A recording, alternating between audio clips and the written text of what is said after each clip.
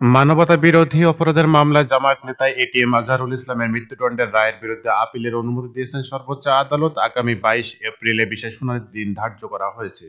বুধবার প্রধান বিচারপতির নেতৃত্বে ৫ বিচারপতির আপিল বেঞ্চ এই আদেশ দেন। মানবতা বিরোধী অপরাধের মামলায় এটি প্রথম কোনো মামলা যে মামলায় রিভিউ থেকে মূল আপিল শুনানির অনুমতি দিলেন আদালত।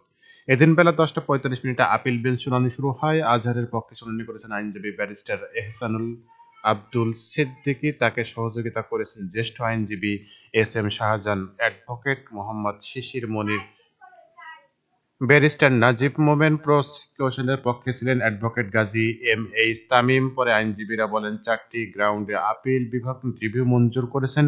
একই সঙ্গে আদালত মূল আপিল শুনানির জন্য আগামী ২২ এপ্রিল দিন ধার্য করেছেন। এর আগে মানবতা বিরোধী অপরাধের মামলায় জামায়াত নেতা এটিএম আজহারুল ইসলামের মৃত্যুদণ্ডের রায়ের বিরুদ্ধে রিভিউ আবেদনের প্রথম দিনের শুনানি শেষ হয়।